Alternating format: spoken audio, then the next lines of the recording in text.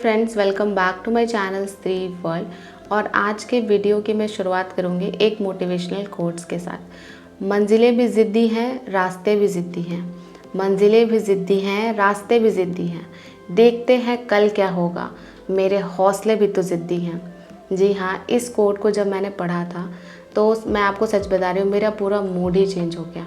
आपको तो पता ही है कि जब से बीएड वर्सेस बीटीसी वाला केस हुआ है, उस टाइम से मैं बहुत ज़्यादा अपसेट थी।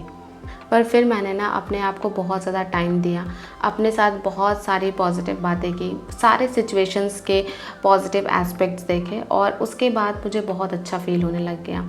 देखिए, ज़िंदगी हमें हमेशा गिराने की कोशिश करती है, पर हमारे अंदर हिम्मत होनी चाहिए। मैं अपनी ज़िंदगी से यही कहना चाहूँगी कि जितना मुझे गिराने की कोशिश करनी है तुम कर लो, जितना मेरे सब्र का बांध तोड़ने की कोशिश करनी है कर लो, बट मैं भी जब तक अपने गोल को अचीव नहीं कर लूँगी हार नहीं मानूंगी। और ख़ास करके ऐसे छोटे मोटे डिसीज़न से तो मैं बिल्कुल भी हार नहीं मानने वाली हूँ। मैं थोड़ा इमोशनल थी 2-3 दिनों से, और मैंने बीच में एक वीडियो भी आपके लिए अपलोड किया था। तो आप कह रहे थे कि दी आप बहुत ज़्यादा टेंशन में हो ना।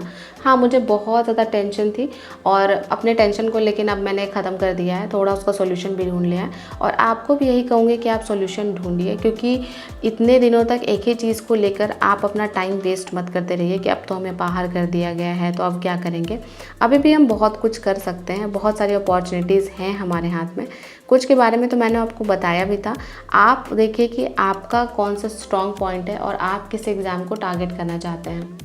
अगर मैं अपनी बात करूं तो मैं प्रिपरेशन करूंगी DSSB TGT का, और साथ ही साथ मैं SSC CGL का भी करूंगी, क्योंकि मुझे ऐसा लगता है कि अगर मैं SSC CGL एग्ज़ाम का प्रिपरेशन करूंगी तो DSSB TGT का भी हो जाएगा। क्योंकि अगर आप DSSB TGT या PRT दोनों का पेपर देखेंगे तो उसमें 2 पेपर आता है, एक आता है पेपर 1 और दूसरा होता है पेपर 2।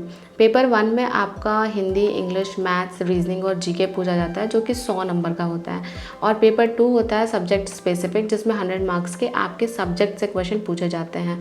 तो जो पेपर 1 होता है उसका पैटर्न पूरा का पूरा SSC CGL प्री का होता है। तो अगर मैं SSC CGL की तैयारी करती हूँ तो वो मेरा अच्छे से कवर हो जाएगा। ये बात अलग है कि DSSB TGT में कम पोस्ट आती है, तो अभी ना आप पोस्ट को लेकर टेंशन मत लीजिए, क्योंकि अगर मैं पोस्ट के बारे में सोचती रहूँगी कि 166 167 पोस्ट ही आते हैं तो उस वजह से फिर मैं अच्छे से पढ़ाई नहीं कर पाऊँगी। तो इसीलिए उस चीज़ को मैं इग्नोर कर रही हूँ और अपनी प्रिपरेशन कर रही हूँ। अगर हमारी प्रिपरेशन अच्छी रहेगी तो कम पोस्ट में भी हमारा सिलेक्शन होने के चांसेस बढ़ जाएंगे। तो मैं भी आपको यही कहूँगी कि आप कभी भी ये मत देखिए कि TGT में पोस्ट कम आएगा। आपका जो सब्जेक्ट है आप उसको स्ट्रॉन्ग करने की कोशिश कीजिए। जैसे बहुत लोग ना अभी कुछ दिनों से कमेंट कर रहे थे कि दी मेरा मैथ्स वीक है तो कैसे करें, अभी एग्ज़ाम भी नज़दीक है। तो मैं आपको कहूँगी जिनका मैथ्स, रीजनिंग या GS आपका जो भी सेक्शन वीक है आप उसको स्ट्रॉन्ग करने पर फोकस कीजिए, क्योंकि सब्जेक्ट स्पेसिफिक तो सबका स्ट्रॉन्ग होता है। जैसे अगर मैं बात करूँ कि मेरा साइंस बैकग्राउंड है, साइंस से 100 क्वेश्चन पूछे जाएंगे, तो 10th क्लास तक के तो मेरे साइंस ऑलरेडी कंप्लीट है, बचा 11th 12th। तो जब भी आएगी वैकेंसी तो तब मैं 11th और 12th का पोर्शन जो है वो कंप्लीट करूँगी, और इधर मैं पेपर 1 की तैयारी अच्छे से करूँगी, क्योंकि जो मेरिट है वो पेपर 1 और पेपर 2 दोनों को ऐड करके बनता है। और ये एक बहुत अच्छी अपॉर्चुनिटी मेरे लिए रहेगी। तो बस इसी को ध्यान में रखकर मैं आगे की अपनी प्रिपरेशन करूँगी। बहुत लोग मुझे कह रहे थे कि दी JSSC CGL का भी आप कर सकते हैं, वहाँ पर आपका सिलेक्शन हो जाएगा। बट अब ना मेरा मतलब स्टेट एग्ज़ाम से भरोसा उठ गया है, ख़ास करके झारखंड के एग्ज़ाम से, क्योंकि वहाँ कब एग्ज़ाम होगा कब नहीं होगा कुछ उसका पता नहीं होता है।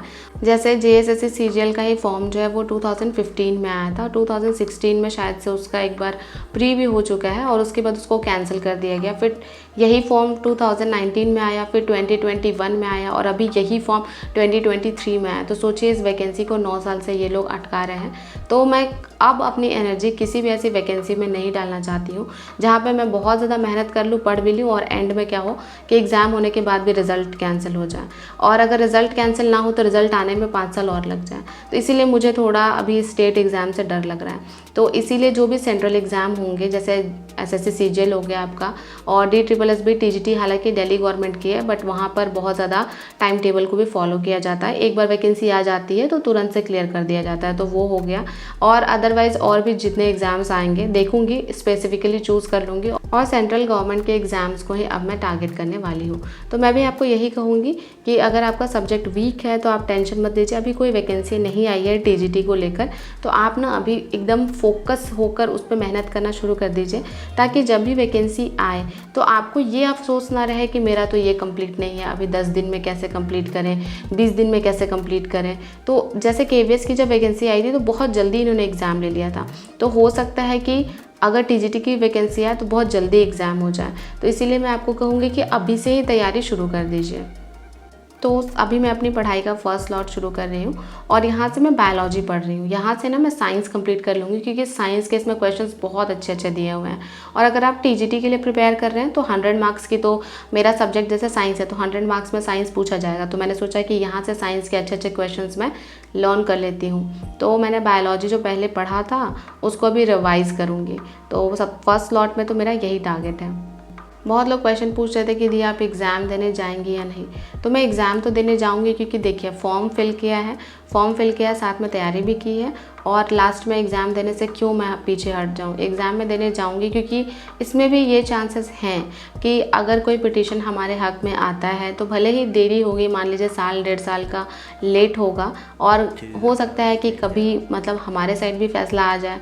तो बस यही सारी पॉजिटिव चीज़ें सोचकर मैंने सोचा था कि नहीं, मैं एग्ज़ाम दे दूँगी। और आपको भी यही सजेस्ट करूँगी कि आप भी एग्ज़ाम दीजिए, क्योंकि तैयारी तो आपने भी की थी और वैकेंसीज़ भी बहुत ज़्यादा हैं।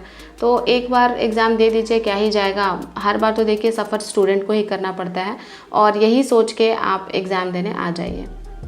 और जब मैं इस नोट्स को पढ़ रही थी ना, मैं आपको सच बता रही हूँ, मुझे गुस्सा आ रहा था कि मैंने कितना बिहार एग्ज़ाम के लिए पढ़ा था, यहाँ से पॉलिटी, हिस्ट्री, बायोलॉजी। पर फिर मैंने सोचा कि चलो ठीक है, अगर मैंने इस नोट्स को निकलवाया है, क्योंकि इसमें पता है आपको टोटल 1000 पेजेस है लगभग, और 1000 पेजेस को निकलवाने में पैसे भी मेरे 500 चले गए। मैंने उतना पढ़ाई भी किया, इसको आधा कंप्लीट भी किया है। तो मैंने सोचा कि नहीं, अब मैं इसमें 10,000 जो क्वेश्चन है उनको लर्न करके रहूँगी, क्योंकि अगर आप एक सब्जेक्ट से 10,000 क्वेश्चन कर लेते हैं तो आपका कमांड उसके ऊपर बहुत ज़्यादा हो जाएगा। लेकिन हाँ, अगर मैं जीएस की बात करूँ तो जीएस ऐसा सेक्शन है कि जैसे इसमें जो क्वेश्चन दिया हुआ है वो आपका बीपीएससी एग्ज़ाम से रिलेटेड दिया हुआ है, बट आप अगर रेलवेज का पैटर्न देखेंगे या एसएससी एग्ज़ाम का पैटर्न देखेंगे तो वो पैटर्न थोड़ा अलग होता है। पर फिर भी 10,000 क्वेश्चन कंप्लीट करना अपने आप में बहुत बड़ी बात होती है। तो मैं आपको यही कहूँगी कि आपको अभी कुछ समझ नहीं आ रहा कि कहाँ से स्टार्ट करें, तो इसी बुकलेट से शुरू कर दीजिए। यहीं से पहले 10,000 क्वेश्चंस लर्न कीजिए और धीरे धीरे आपका इंटरेस्ट आ जाएगा और फिर आप वापस पढ़ाई के ट्रैक पर आ जाएंगे। इसके बाद मैं सेकेंड स्टडी स्लॉट में मैथ्स पढ़ रही थी, और मैथ्स को तो मैंने बहुत दिनों से इग्नोर करके रखा हुआ है। केवीएस में भी नहीं पढ़ा, और उसके बाद इधर बिहार वाले एग्ज़ाम में भी नहीं पढ़ा। तो समझिए लगभग 8-10 महीने से तो मैंने मैथ्स को टच भी नहीं किया था। बट अब मैं सोच रही हूँ कि चलो मैथ्स को भी साथ साथ में करते हैं, क्योंकि अगर आप DSSS TGT या PRT का पेपर 1 देखेंगे तो मैथ्स के भी 20 क्वेश्चंस आते हैं। तो अगर 20 क्वेश्चन मैथ्स के आ रहे हैं तो उसमें स्पीड भी बहुत ज़्यादा मैटर करता है, कि आपका स्पीड इतना होना चाहिए कि आप हर एक क्वेश्चन को टच कर सकें। तो बस इसीलिए अभी मैं मैथ्स बना रही थी, और ये मैथ्स था 2023 में SSC CGL प्री में जितने क्वेश्चंस आए हुए थे उनको मैं कर रही थी, और ये SSC अड्डा से मैं कर रही थी। हाँ, पर SSC CGL प्री के क्वेश्चन जो 2023 में आए थे उनको सॉल्व करने के बाद मैं इतना कह सकती हूँ कि क्वेश्चंस बहुत टफ नहीं थे। मीन्स कि ऐसे क्वेश्चंस थे जिनको आप आराम से बना सकते हैं। हाँ, बस आपको अगर टाइम पीरियड दे दिया जाए कि आपको 20 मिनट में इतना क्वेश्चन करना है, तब ये आपके लिए टफ बन जाएगा। लेकिन अगर आप टाइम लेकर बनाते हैं, जैसे अभी मैं प्रैक्टिस कर रही हूँ, तो सारे क्वेश्चंस मेरे से बन जा रहे थे। आज बहुत दिनों के बाद मैंने मैथ्स बनाया था, तो बहुत ज़्यादा अच्छा भी फील हो रहा था, क्योंकि इतने दिनों से ना बस लर्न करो, कभी हिस्ट्री, कभी ज्योग्राफी, कभी पॉलिटी, तो थोड़ा सा रूटीन जो है वो बोरिंग हो गया था। बट आज मैथ्स बनाकर बहुत मज़ा आ रहा है। पहले तो मेरे अंदर फेयर था कि मैं CGL का मैथ्स कर भी पाऊँगी या नहीं, बट जब मैथ्स बनाया तो अपने आप कॉन्फिडेंस आ गया, और जब कॉन्फिडेंस आ गया तो पहले एक वीडियो देखी, फिर दूसरी, फिर तीसरी, मतलब समझिए कि 20 क्वेश्चन करवाने में सर टाइम ले रहे थे 1 घंटे का, और मेरा 20 क्वेश्चन करने में लग रहा था 15 मिनट, बस इससे ज़्यादा तो नहीं लग रहा होगा, आई थिंक सो। इसके बाद मैं आ गई थी सबको खाना देने के लिए, क्योंकि ये दोपहर का टाइम है तो सबको खाना सर्व भी करना होता है। और खाना देने के बाद मैं दोबारा से लग जाऊंगी पढ़ाई में, क्योंकि इस बार मैं पहले से ज़्यादा स्ट्रॉन्ग फील कर रही हूँ। और मैं इसलिए स्ट्रॉन्ग फील कर रही हूँ क्योंकि मैंने ना अभी रिसेंटली 3 बुक्स परचेज़ की थी, मोटिवेशनल बुक्स, तो उनको मैंने साइड में रखा हुआ था। मैंने सोचा था कि जब मैं बिहार टीचिंग एग्ज़ाम दे दूँगी उसके बाद इनको पढ़ना शुरू करूँगी। बट फिर बीच में क्या हुआ कि अभी ऐसा डिसीजन आ गया कि हम बाहर हो गए हैं, तो मैंने सोचा कि चलो अब बुक्स को भी पढ़ना शुरू कर देती हूँ। तो एक बुक है उसमें से एटॉमिक हैबिट्स, तो एटॉमिक हैबिट्स बुक को मैंने पढ़ना शुरू किया है। उसमें टोटल मतलब 17 चैप्टर्स हैं, बट मैं अभी चैप्टर नंबर 4 में हूँ। और सोचिए 4 चैप्टर पढ़ने से ही मोटिवेशन लेवल कितना हाई हो जाता है। इसीलिए मैं आपको कहती हूँ कि हमेशा मोटिवेशनल बुक्स ज़रूर पढ़िए, क्योंकि आपको मोटिवेट करने वाला दुनिया में और कोई नहीं है। जो भी आपके आसपास होंगे ना वो आपको डिस्करेज करेंगे कि अरे इससे नहीं होगा, इससे नहीं होगा। लेकिन जब आप कोई मोटिवेशनल बुक्स पढ़ते हैं तब आपको समझ में आता है कि नहीं, ये एबिलिटी मेरे अंदर है, मैं ये चीज़ कर सकती हूँ। तो बस यही फ़ायदा होता है मोटिवेशनल बुक्स का। इसके बाद मेरा 3rd स्लॉट था और 3rd स्लॉट में मैं पढ़ रही थी रीजनिंग। और रीजनिंग ये शायद मतलब कोई नए टीचर हैं, बलराम क्लासेस लिखा हुआ था। और इसमें एसएससी सीजीएल 2023 के जितने भी रीजनिंग के क्वेश्चंस आए हुए हैं, एक्चुअली सीजीएल नहीं, जो भी आपका सीएचएसएल है, एमटीएस है, सबका इन्होंने 11 घंटे का वीडियो डाला हुआ है। तो बस वहीं से मैं रीजनिंग सॉल्व कर रही थी। तो मेरा मेन टारगेट ये है कि मैं थोड़ा हाई लेवल का बनाऊँ ताकि मेरा टीजीटी भी आसानी से कवर हो जाए। बहुत लोग मुझे कमेंट कर रहे थे कि दी मुझे अब पढ़ने का मन नहीं कर रहा है, बट मैं आपको कहूँगी कि पढ़िए। भले ही पहले आप प्राइमरी को टारगेट करते थे, अब टीजीटी को करिए। और एकदम मान लीजिए कि टीजीटी की ही करनी है, चाहे बाद में कुछ भी हो, कोई भी ब्रिज कोर्स के थ्रू एनसीटी गजट ला दे कि हाँ बीएड वाले अलाउड है, बट आप उस पर ट्रस्ट मत कीजिएगा। आप केवल टीजीटी पे ही करिए कि नहीं अब टीजीटी का ही करना है, क्योंकि फिर कुछ साल के बाद ना फिर ऐसे ही होगा, फिर बीएड वालों को बाहर कर दिया जाएगा, तब फिर हमारा क्या होगा। इसलिए मैं आपको कहूँगी कि पढ़ते रहिए। इसके बाद मैं शाम में आ गई थी बाहर, और बाहर मैं इसलिए आई हूँ क्योंकि मुझे कुछ बुक्स परचेज़ करने थे अपने एग्ज़ाम से रिलेटेड। तो बुक्स भी ख़रीदना है और थोड़ा काम भी था मुझे, और साथ ही साथ मैं अपने माइंड को फ्रेश भी करना चाहती थी, क्योंकि यहाँ ससुराल में ना हर दिन मुझे घर ही में रहना होता है।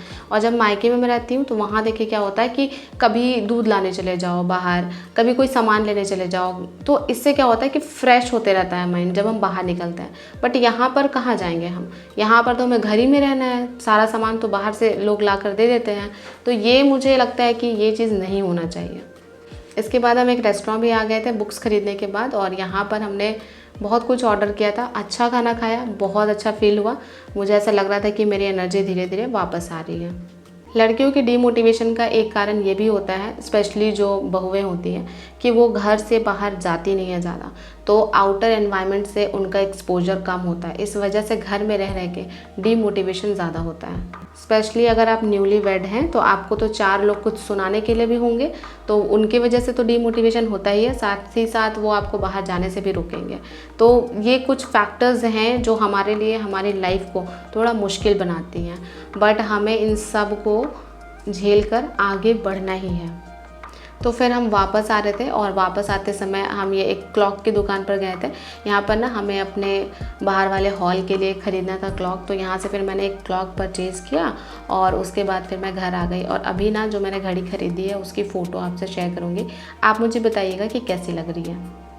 तो बस यही वाला परचेज़ किया था मैंने, और आज की वीडियो को यहीं पर ख़त्म करती हूँ। और मुझे लगता है कि आपको ये वीडियो बहुत अच्छी लगी होगी, तो इसे लाइक कर दीजिए। आज का टारगेट है 1K लाइक का। इसी तरह के मोटिवेशनल वीडियोस के साथ मिलती हूँ आपसे नेक्स्ट वीडियो में।